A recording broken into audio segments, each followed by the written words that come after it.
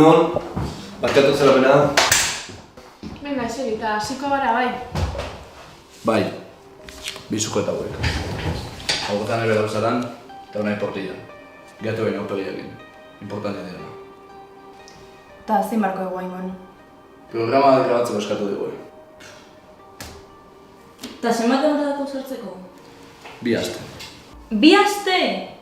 Bueno, a ver, lasai ekipo. Egin daiteke. Broma izango da, nola grabatuko dugu programa bat 2 astetan? Bueno, a ver, tale, uste baldin badiogu kexatzari eta azten baldin bagara zerbait pentsatzen?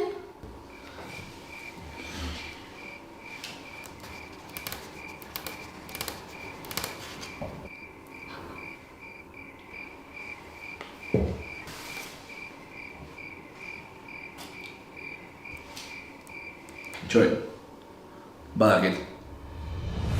Egunero. Tu.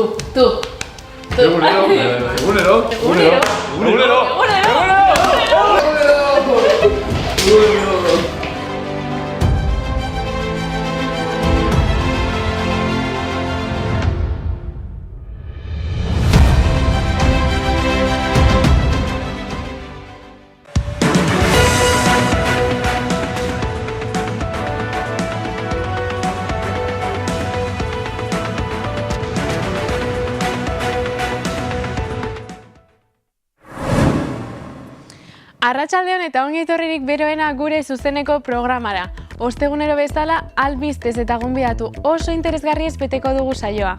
Gainera, gaurkoan, musika, Durangoko azoka, kontsumo ereduak, gazteek festan dituzten ohiturak eta beste hainbat gauza jarriko ditugu mahai gainean. Besterik gabe, has gaitezen asteko gai garrantzitsuenekin. Hau da, egunero. Orain aipatuan bezala, kontsumo eredua jorratuko ditugu. Zer motatako produktuak erosten ditugu? Eta non erosten ditugu produktu hauek?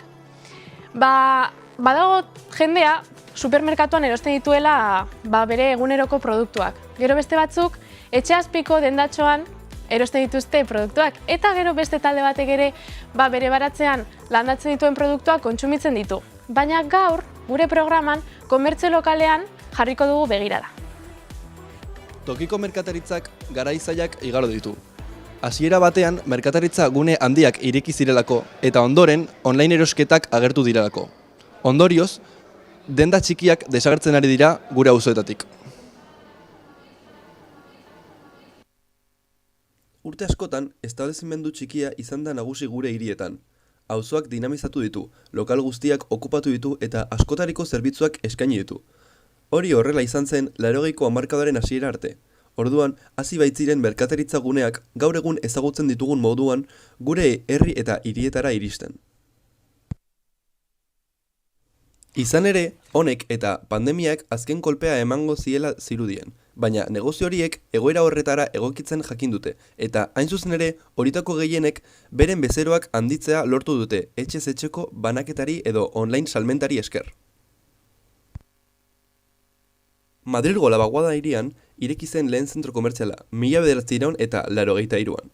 Urte horretatik aurrera eta pixkanaka gainbera hasi zen, eta internet bidezko erosketen edapenarekin amaitu zen. Kontsumari buruzko hainbat ikerketek erakusten dutenez, jende gehienak astean behin egiten du erosketa nagusi bat merkataritza gune handi batean, eta bertan familiaren aurrekontuaren 80% gastatzen du. Egiaztatuta dago produktu horien herenak baino gehiagok zaborretan amaitzen dutela. Hau ikusita, sakondu ezagun pixka bat gehiago gaian. Azken boladan, komertzio lokalean kontsumitzeko hainbat ekintza eta programa antolatu dira. Gaur, platora ekarri dugu Elena Nogales eta bera komertzio lokalaren inguruan hitz egingo digu. Arratsaldeon, Elena. Zer ekarri diguzu gaur? Gaur, 5 arrazoigarri dizkizut denda txikitan erosteko. Zuk normalin erostaldezu. A ber, ez nago oso ohituta, baina ea orain kontatzen diguzunarekin konbentzitzen nauzun. Nik ustez baetz, eta zuaire bai. Bale, lehenengo arrazoia da, enplegua sortu jala. Hau da, normalin tokiko enpresa txikisek diz lanpostu gehien sortzetu benak. Ta eraunta, baite, herriko jendie berta jutea lanitea eta... Bai, hori da. Normalean ez du bakarrik pertsona batek lan egiten dendan ez. Hori da, eta gaina igual ezaguna izan dizue, lo que sea, baina herriko jendie gehienetan. bati gero arreta pertsonalizatua. Zer da hau? Esan nahi du, saltzaile eta bezerun artin, konfiantza espazio bat sortzea dela. Zezu beti jutezea barazki dena berdinea, eta han bertan ja, badakizu ze saltzaileen goan, eta pertsonarrekin konfiantza bat sortzea, eta gero gustoa jutezea zuk erosketak itea. Bai, hori da, bai. Gero bati hurbiltasun fizikoa. Oin ez daukezu zure auzoko, osan ezkun laikezu zure auzoko denda batea. Ez da zuko txiber, eta ez da transporte publiko, eta eraontare asko aurreztezu. Bai. Bezaletik, kutsadura murrizuitea.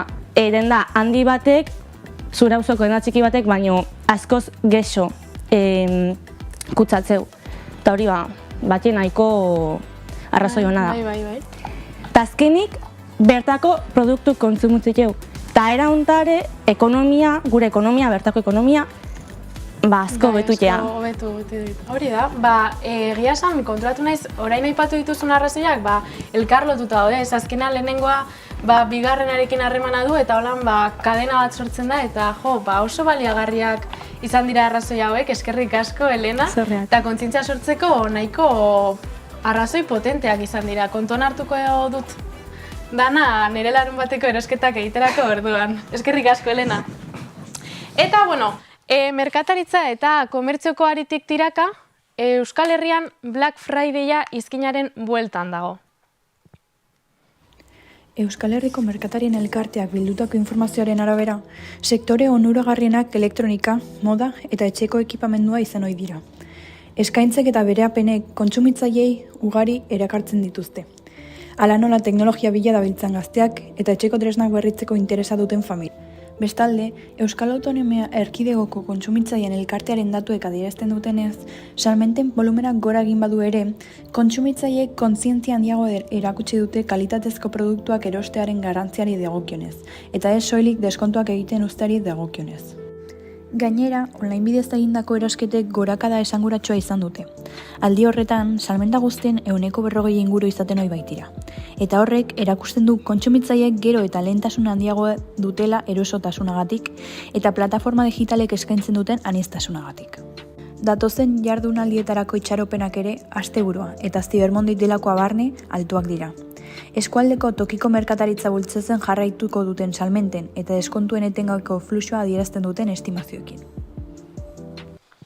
Euskal Herrian duela urte gutxi batzuk sartu zen Black Friday-a gure herri eta hirietara, salmentak igotzeko asmoarekin eta marketing modura. Horren inguren hitz egiteko, konektatuko dugu zuzenean Xanaiarekin, Billagonatik. Arratsaldeon Xanaia, ja prest daude Billagonan Black Friday-erako? Bai, nizte, esan bezala, Black Friday-a orain dela urte batzuk iritsi zen Euskal Herrira, salmenten hazkundean aberituz eta merkatarien aurreikuspenak handituz. Aurrekurdearekin alderatuta, 15%ko hazkundea lortzea espero da. Hasiera batean, Estatu Batuetan sortutako fenomeno hau, Euskal Herrian data garrantzitsua bihurtu da. Merkataritza transakzioak gorakada burutu dute, bai denda fisikoetan eta bai lineako plataformetan. Mila esker, Xanaia, eta jarraitzeko eta pixkat gaia aldatzeko aste honetako larunbata azaroak 25 da, genero indarkeriaren aurkako eguna. Horretarako kalera irten gara gazteekin hitz egiteko. Zer motatako hausnarketak dituzte gai honen inguruan eta nola bizi dute gai hau? 2023an Euskal Autonomia Erkidegoak gorakada kezkagarria izan du genero indarkeria kasuetan. Estatistikek diote, aurreko urteekin alderatuta, genero indarkeria kasu hauek gorakada nabarmena bat egin dutela. Eta datu hauek nahiko kezkagarriak dira. Genero indarkeria gehien bat oharkabean gertatzen diren eguneroko egoeratan ematen da. Eta gai honi buruzko gazteen ikuspuntua ikusteko kalera irten gara galdera batzuk egitera. Ez da ez hoi, neskak ez ezkoa esaten momentun, mutiak ez ezkoa esaten momentun, da ez ezkoa. Eta gero aparte, ez hitzezko komunikazioa baita nik uste asko iteula, neskai bali mazaio bultzatze o mutila, esan nahi, ez ezkoa esan gabe hitzez gaita, bali mazaio ez hitzez esaten ez ezkoa, hoi. Adibidez, toxizitatea edo azte ganean, nik uste dut horria dauela genero indarkeria, hori ja izango zen pauso handi bat, nik ustez, baina adibidez, ez da hitz, toxizitatea holan, ja ikusi baino lehen, igual, pixkat bestia kontrola hoia da esko esatia, baina bestiari pasatzen zaganean hor ja pendiente egoten eta holakoak. Festa giroan asko egoten da, eta beti egoten direz, ipinda beti gizonezkoa emakumean ganetik moduen edo... Bai, asko. Adibidez, kolorien beti esate gana, o arropak eta oin aldatzen bada pixka eta arropa eta ja esate izute ez da egite emakume pintxa dituzela. Nik ustot ja eskolatik nonoz eta gero kalean askotan edo komentarioak edo Bueno, guain nik uste eskolatan baita txikitatik gehiago lantzeala, baina guain gauza asko etzeko, ze azkenen gizarteaen gauzak guain nahiko estereotipo eta gaude. Hombre, lehenik eta bain kontzientziazioa, ez? Eskoletan eta gehiago erakustia olako gauzak. Zaitxekan igual, txikitan itxaitxustela kursillo batzu, baina oso gutxi eta nire ustez izango zen garrantzitsua hori, txikitatik ikastia hori umiek. Bere hurbilekoetan konfiantza eukiteko eta eko arazoren bat benetan esateko lagunei etxean edo behar dagoenari. Totalmente, gurasoak emate izuten edukazioa da, gero gelditzen jatzuna. Eskolakoa, aldo zu gorde edo ez, baina zure gurasoak esatu izute gauza bat, azkenean zu joango zara horretara edo. Eskolan bezain importantea da etxen lantzea, gurasoak emateien heziketa umei, azkenean asko balioko gero ume horiek azteianen ze pentsakera edo ze nola aktuatzen ikusteko. Kale inkesta honetan hainbat iritzi eta hausnarketa jaso ditugu, baita esperientzia pertsonalak eta beste hainbat ideia ere. Hala ere, oraindik asko dago egiteko eta kontzientzia pizteko. Eskerrik asko benetan zuen hitzak eman dituzuenei. Eta berriro ere aldatuko dugu pixkat gaiaz, eta kultura arloan Durangoko azoka aipatzea ezinbestekoa da. Aste honetan, abenduaren 6-tik 10-era, asteazkenetik igandera, Durangoko azokak bere ateak irekita izango ditu. Han bertan, diska, musika taldeak, liburuak, idazle eta beste hainbat sortzaile egongo dira. Eta gainera, aukera izango zu ere, baita hainbat famatu bertatik ikusteko. Urtero legez, euskal kulturaren kabia osatuko da aurten ere. Fantasia da lelopean euskal sortzaileek standak eskaparate gisa erabiliko dituzte jendeari aurkezteko euren proiektua. 58. edizio hau berezia izango da. Izan ere, 70 diska aurkeztuko dira eta disken nondik norakoa inoiz baino anitzagoa izango da. Abenduaren 7 gazteen eguna izango da eta gazteak euskal kulturan murgiltzeko aukera paregabea izango dute.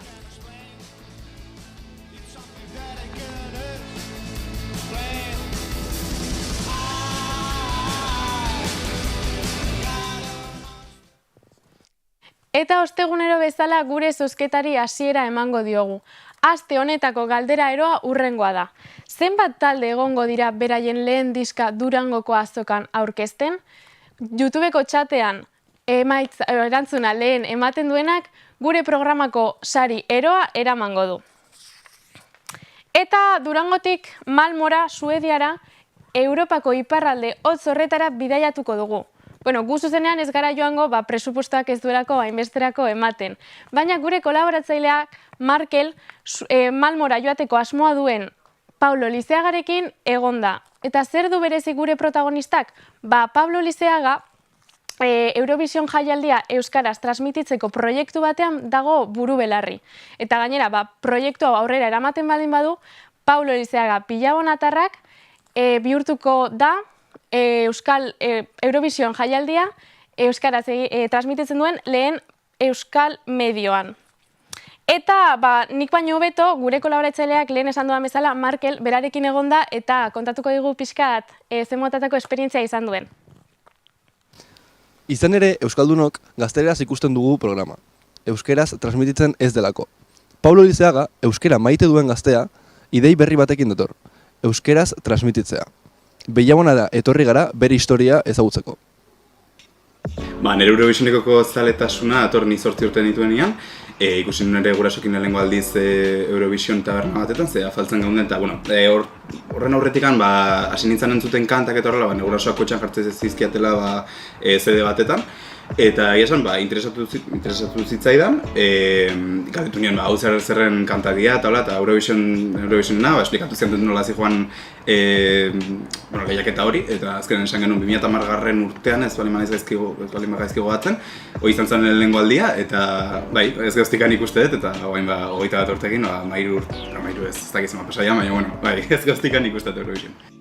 Bat-bateko estudio txikian Eurovision jaialdiaren transmisioa antolatzen ari da, eta hau ospatzen denerako Malmora joatea espero du, bertan aurkeztuko dira Europako hainbat herrialdeen talentuak.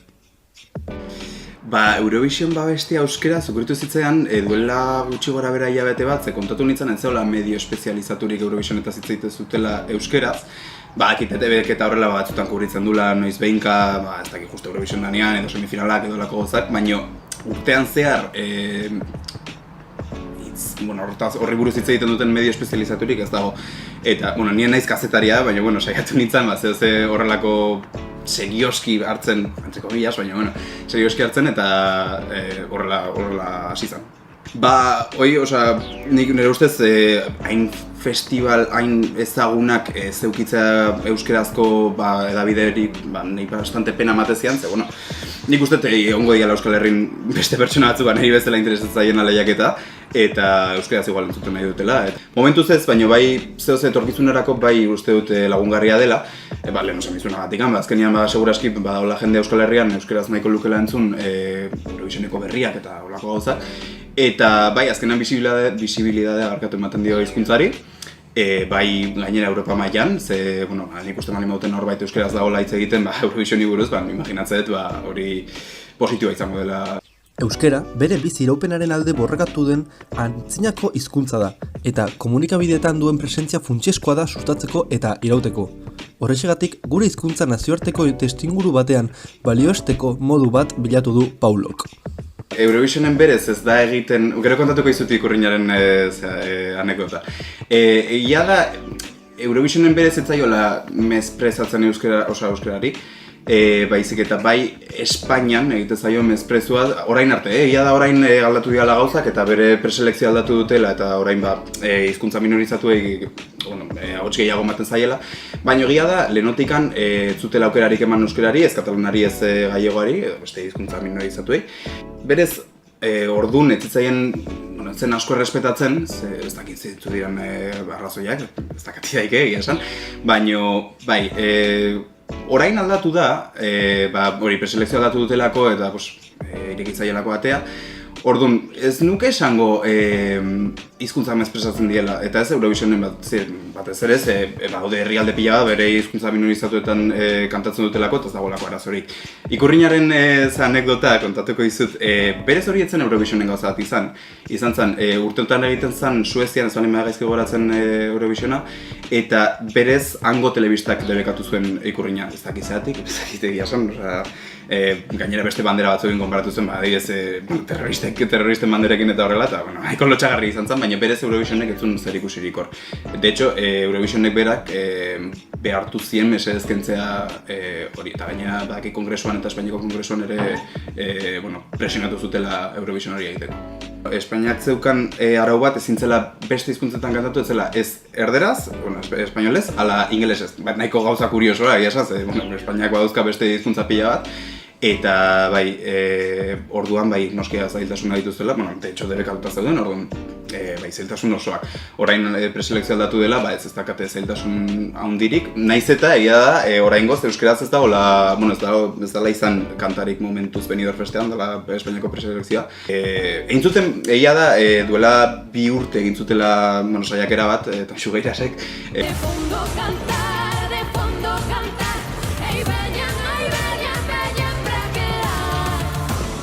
gallego aramaten, eta baita sortu zituzten euskeraz hitzak, katalanez eta hizkuntza gaietan, eta orain asko zerresagoa dakate, nahiz eta baindikan, ez dugu suerte eukit, ez dugu euskerazko kantarik entzun momentuz. Ederra esperientzia eta eskaini diguzuena Markel eta Paulo. Eta, Paulo, hemendik platotik sorterik onena opa dizugu Eurovision jaialdia euskaraz noizbait entzuteko prest gaude. Eta, orain momentua da Europatik Euskal Herrira itzultzeko, eta gaurkoan gonbidatu oso berezi bat dugu. Eta goratzen duzue lehen egin duan galdera Durangoko azokaren inguruan, talde debutante horietako kide bat izango dugu gaur, beraien proiektuaren inguruan hitz egiteko. Gaurko gonbidatua txiki-txikitatik musikan ibili da goitik bera, eta 3 lagunekin rockstar izatearen ametsa lortu dute. Hurrengo asteartean, azaroak 28an, haien lehen diska plazaratuko dute. Baina horren horretik bideotxo bat jarriko dugu taldearen ibilbidea era labur batean azaltzen duena. Eta hau esan da, sartu ezagun bideoa. 2021ko ekainean sortutako taldea da Itaka. Ibilbidean zehar, hainbat kontzertu eman ondoren, 2023ko otsailean 6 abestiz osatutako Itaka izeneko epea aurkeztu zuten, gaztea maketa lehiaketako ikusentzun saria jaso ondoren. Udara lanean igaro ondoren, hurrengo astelehenean, azaroak 28, Itakak beraien lehen lan luzea aurkeztuko du, Biluzten izenekoa. 9 kantuz osatutako lan honetan, taldea biluztu egin da. Eten espazio sonoroan grabatuak, nasiak eta masterizatuak izan dira kantuak, urtzi iza soinu teknikariarekin elkarlanean. Honezkero, diskaren 2 aurrerapen kantu kalean dira. Indar berrituta datorren musikari belaunaldi honetan, post-punk, stoner, post-rock eta alt-rock soinuak dira nagusi Biluzten diskan.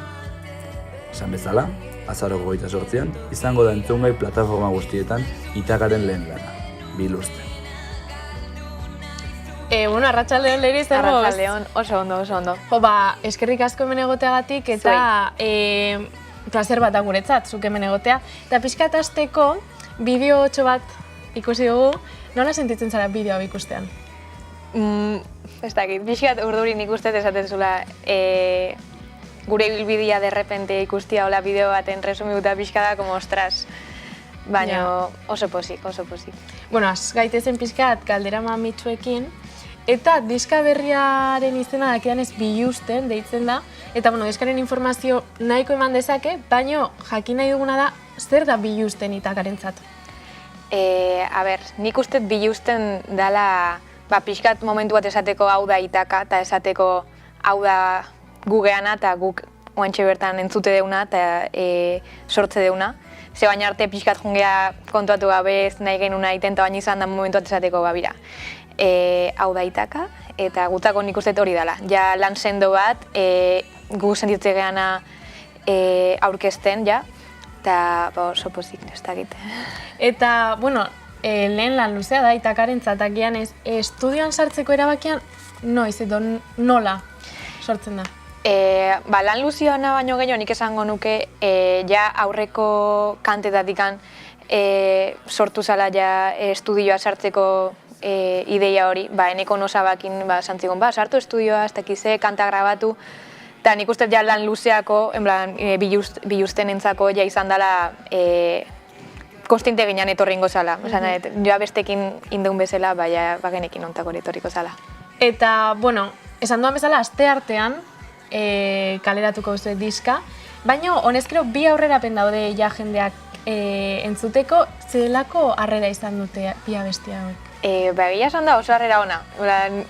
Bastante urduri geunden nik uste eta nola jasoko zuen jendiak soinu aldaketa eta irudi aldaketa hau, derrepente 6 urteko lau gaztetxo pop dantzagarri bat itetik, derrepente soinu ilun hau eta baina oso pozik gaude jaso deun harrerakin. Oso harrera ona eta jendiai gustatzen nahi zaio eta oso pozik. Azte ondo, eta diska aurkezteko bihar, Orioko Etxeluze gaztetxean aurkeztuko duzute, baino bi gonbidatu izango dituzue, Eire eta Indabe, ezta? Bai, hoxe. Orduan, horrek esan nahi du, Gipuzkoar kostaldean nahiko estena txiki bat sortzen ari dela, ezta? Eta nola bizi duzuteo? Bihotza beteta egia esan da. Estena bat beti egon dala suposatet, baina egia da, bai dala teatzen gazte talde berriak, genero desberdin batzuk probaten, igual Gipuzkoko kostaldean bastianakin, eta oso pozik ez dakit. Beti da plazerro bat zure iguala iteun jendiakin juntatzia eta partekatzia olako momentuk nik ustet. Jo, eta urtea bukatu horretik, ja oso gutxi falta, hainbat kontzertu dituzuez planteatuta, Euskal Herrian eta Euskal Herritik kanpo? Bai, tokauta zaigu Bila Soundeko irabazlek izan geha aurten, eta horrek eman digu nivel nazionalea 4 kontzertu mateko aukera. Eta eman dugu bat Toledon, dagoeneko, eta ekarri zutela oparitxo bat. Ai, jo, porque esan diezo ekarteko, eta, nuk sartu eten. Eta ekarriet Toledoko setlista, zeba Toledon jo genuen belakokin, eta ekarriet setlista, zeba, oso momenti polita izan zangutzako, pixkat amets bat bezala bizi genuen hor Toledon, rollo herri mediebal bat, eta belakokin batea, eta ekarri zut. Osa, oso garrantzitsua da zuentzat orduan. Ze ondo. Eta orduan, daukazute holan kontzertu batzuk planteatuta Toledoz aparte, ze beste daukazute? Kordoban de bai belakokin, eta geho, justu larun baten, 25 goaz Zaragoza, apartamentos Acapulco, ez dakitela zestazte taldean. Eta oso pozik, engo izto bateatzia kanpoan ikuste dela planteatzez genuen zerbait, eta gero eseko kontzertukin oso pozik ere bai. Guri jartziguela pozik gaude kontzertuk ematiak egia esan da. Ze ondo, eta adibidez, beste taldeekin edo beste musikarekin elkartzea, ze motatako esperientziak ekarri dizkio taldeari? Nik uste dela zerbait asko elikatzeuna taldia. Azkenen musika berria deskubritzei dugu kontzertuta jute ganetan, bai guk kontzertuta jute ganean, normalen taldeekin jartzegu ez ditugunak ezautzen, eta oso ondo dago ezautzia jende desberdina, musika estilo desberdinak iteituna, azkenen danak elikatu ite zaitu zure estilo propioare bai eta zure bizipeneta. Jo, mila esker benetan Leire zure hitzak ona ekartzeagatik, eta, ahaztu baino lehen, eskerrik asko benetan oparianegatik, eta, hemen daukagu fan txoko moduko bat, beste hainbat gonbidatu etorri direlako ona, eta beraiek ere ekartzen dituzte haien gauza bereziak eta hori, jarriko dugu hemen ez baldin bazaizu inporta, holan beti gogoratzeko Leire itakakoa ona etorri zala. Eskerrik asko. Eta, ja amaitzeko eskerrik asko benetan gurekin biluzteagatik diskan egin duzuten bezala. Eta, beraz, pantailaren bestaldean zaretenok ez ahaztu astearte honetan itakak bere lehen diska aterako duela. Eta, aukera baldin baduzute haiek zuzenan ikusteko ez zarete damuteko. Eta, orain momentua da pixkat publizitatea sartzeko.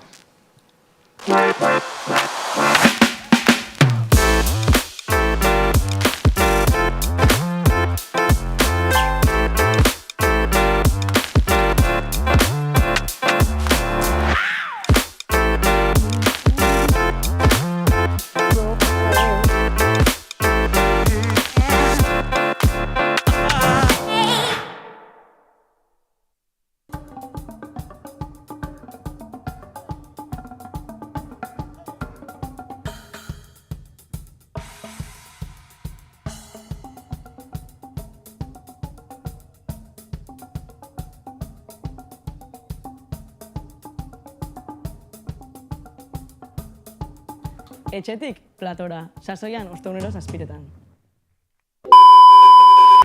Ezagutzaren txoko eskutu batean. Begiek ikusten ez dutena. Entzuten ez den oihartzuna. Gizarteak itzalean gorde dituen sekretuak. Gai baztertuak. Nor piztu du argia?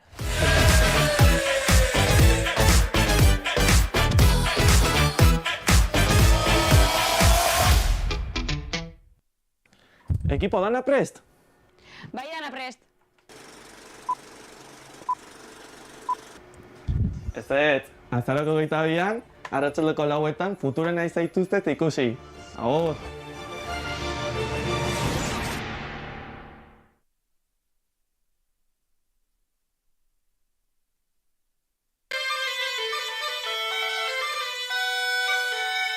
Arantzazuko baiara, milaka txokotxiki eskutatzen dituen Euskal Herriko txokotxiki bat. Azaroaren 22an, gurean, txokotxiki Arantzazun.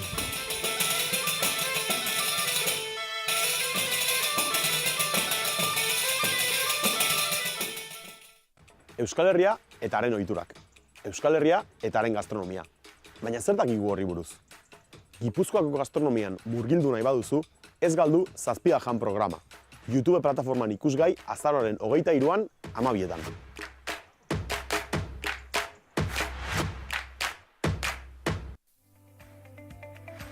Ostegunero bezala, zer berriren saio berri bat ikusgai. Elkarrizketa bikainak, asteroko berri aktualenak, bitxikeriak eta askoz gehiago. Beti bezala, Mu Telebistan.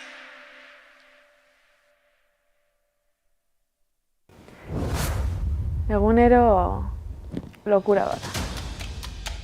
Eske gaina, gaztiak indata gaztiantzako. Ziretasuna galdu gabe, baina modu divertigarri batean. Gainera, gaurkotasuna modu berritzaile batean aurkezten dugu. Ez dakit, ustez jendei gustoko zaiola.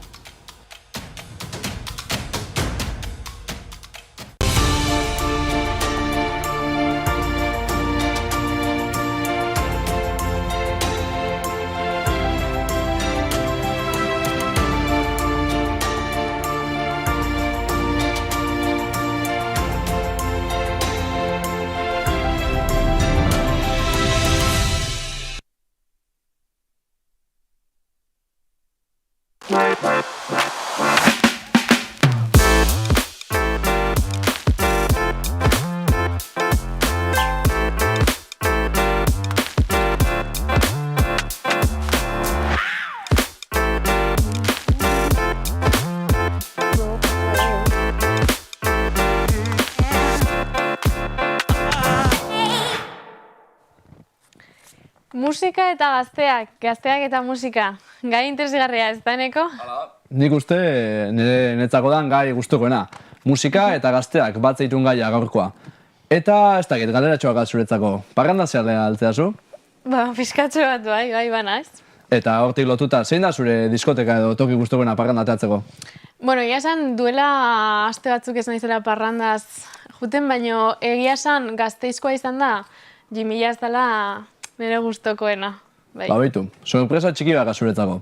Gaurkoan, erreportai txiki bat indeu, Gasteizko Jimila zaretoan egon geha, eta bertan itzein dugu pixkat musika estena, eta gaur egon gaztiak ze modu eta ze ohitura azkain parrandan divertitzeko, eta pixkat konparatu dugu, duela urte batzuk, nola atezian parrandan, pixkat gure gurasoak edo guaino zarragoa dan jendia.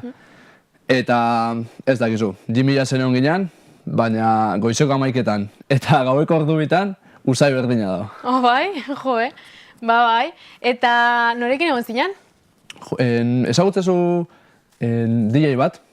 Ezagutzen dut asko? Rosamari izenez. Ezagutzen dut, bai.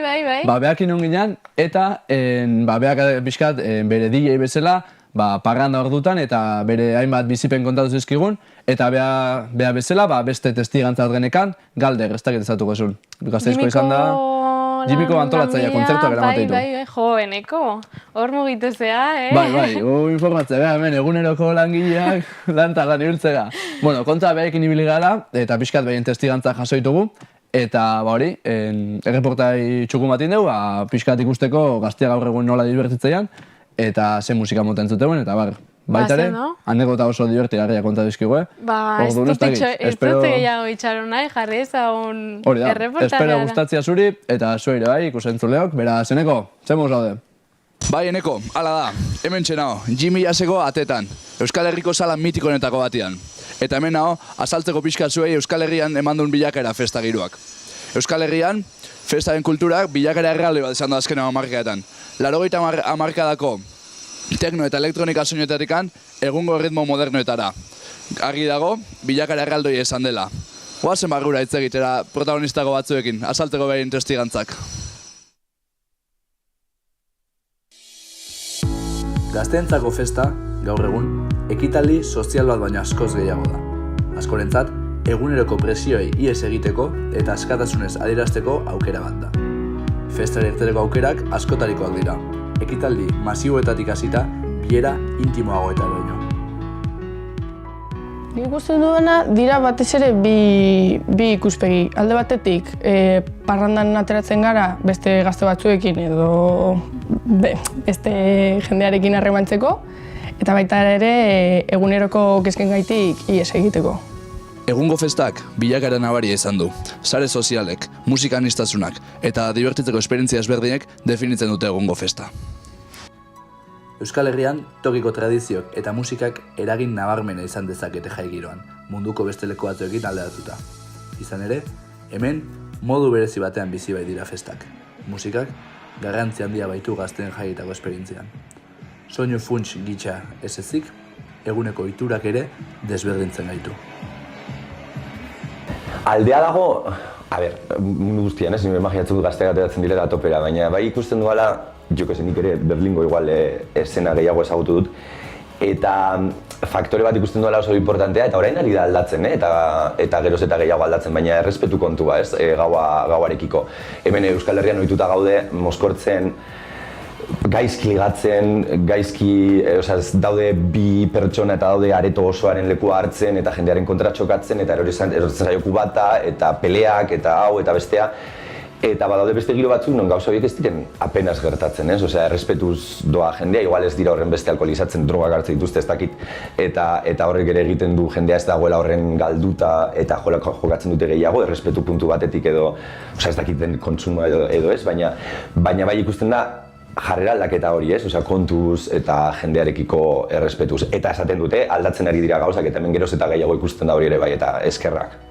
Daude desberdintasun nabarmenak, eta hemen dago ohitura taberna juteko. Gero baita ere, hemen dago kuadrillen kontzeptua, ia txikitatik sortzen duzu kuadrilla bat, eta haiekin ateratzen zara. Igual, gero nagusiagoa egiten zarenean beste kuadrilla batzuk sortzen dituzu, baina beti multzoka mugitzen gara, nola baita esan da, eta beste toki batzuetan ez dira horrela mugitzen. Eta gero hemen ez da oso ohikoa etxeetan parrandak egitea. Igual pandemia garaian bai, baina ez gaude dituta. Musikak belaunaldiak lotzen ditu. Aurreko garaietako abestiak sarritan berpizten baitira gaur egungo jaietan. Gaur egun bueltatzen ari dira batez ere gure gurasoen garaiko abestiak. 70, 80 garren hamarkadetako abestiak. Batez ere abesti horiek dauzkatelako gaur egun gustatzen diren erritmoak. Orduan berriz ere entzuten ari dira, berpizten ari da tekno, disko, dan sentimendu hori. Eta gaur egun horiek nahiko gustatzen ari dira, erabiltzen ari dira. Guk ikusten dugu, hemen aretan ikusten dugu pixka bat, bi gauzak ez. Gu saiatzen gara pixka bat ez ematen jendeak nahi duena, bakarrik, baizik eta pixka bat trebatzen eta doinu berriak ere txertatzen gauean, ez? Eta ikusten dugu batzuetan horrek ez duela funtzionatzen, jendeak nahi du entzun oraindik La Oreja de Van Gogh eta Tako Lopirritx eta Borrotz oraindik. Jende asko entzuten du Tako Lopirritx eta Borrotz, oraindik ezena jaio Tako Lopirritx eta Borrotz zeudenean, nik flipatzen dut, esatu eta matxoa idea. Baina saiatzen gara pixkat horreri pixka bat ere bai barrikada egiten eta esaten ez guazen gauza berriak entzutera eta talde berri pilo bat daude, molatzen dutena pilo bat eta eman bar zai ere bai, nik uste eurei errespetuz ere eman bar zaiela leku bat gauean, ez? Osea, daude gazteak gaur egun musika produzitzen, guazen euren musikare bai pintxatzera gauetan eta euren musika entzutera eta ondo pasatzera musika divertigarria da. Baina bestalde, musika guztuek eta jai inguruek gazteen arteko polarizazioa eta zatiketa zor dezake. Izan ere, polarizazio hau herrialde, herri eta hiri guztietan gertatzen da.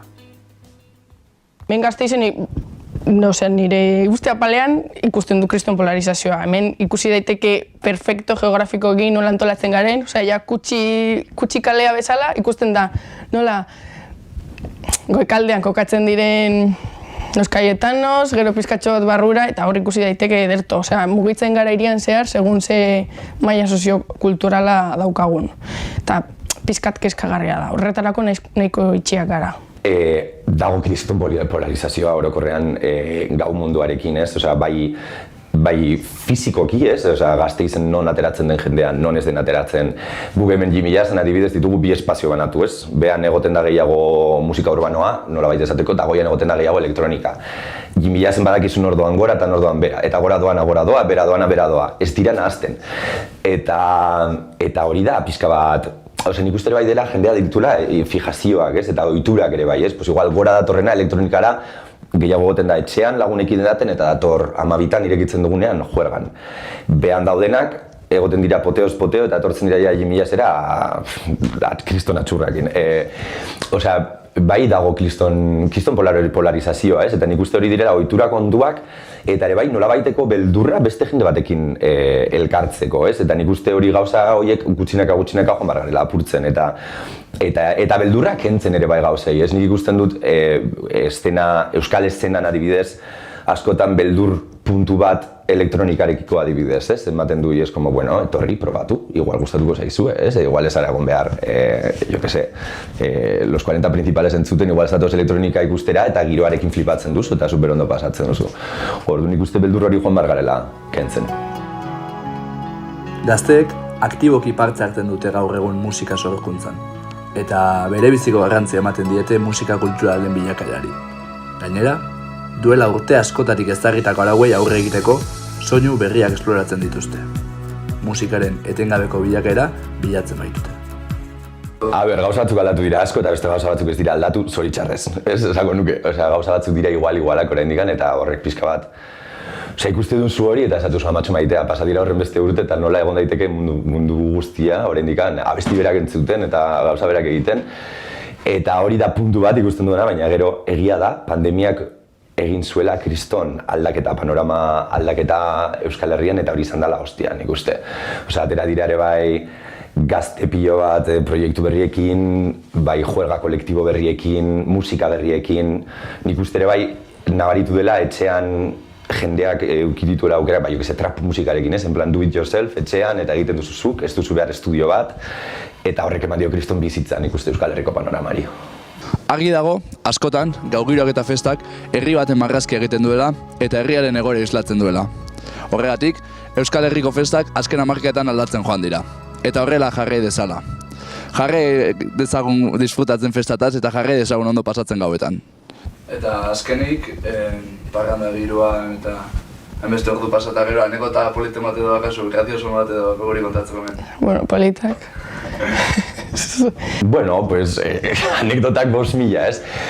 Jo que se, DJak eszenatokitik bera botaka egiten, eskairetatik erortzen den jendea, bueno, gauza asko, ez? Jendea oso galdua agertzen dena, jo que se, egoten dira, Jimmy Jazzen egoten dira jai bereziak ere bai, eta batean agertzen da jendea guztiz lekuz kanpo dagoena, flipatzen duena, eta ematen duena buelta berriro eta badoana. Polita da zeren jende pila ezagutzen dozu. Eta adibidez, dauzkazu kriston aukerak hiriaren kultura hobeto ezagutzeko. Kanpotik ikusita edo DJ ez bezala igual ez daukazuen beste aukerarik barrutik hori ikusteko, baina barruan egonda hori ikusi dezakezu eta oso polita da. Zen azken finean kulturaren zatitxo hau zaindu behar dugu eta jarrai dezala. Zeren bestela galduta gaude. Bueno, eta orain zozketaren irabazlea esateko momentua iritsi da. Pinganillotik esaten diate Nora Fidalgo, izan daiteke realizadoren aizpa, irabazi duela, saria, bai? Zorionak Nora, eta gure taldekideek komentatzen diate Durangoko azokan, Itakako estandera hurbildu balzarela eta han emango dizutela saria. Eta bueno, onaino iritsi da gaurko programa, eskerrik asko gurekin egoteagatik eta gure komunitatearen parte izateagatik. Espero dugu guk bezain beste zuek ere disfrutatu izana. Besarkada virtual batekin agurtzen zaituztegu eta gogoratu. Hurrengo astean ere, ostegunean, hemen egongo garela, ordu berean. Zaindu eta ondo izan.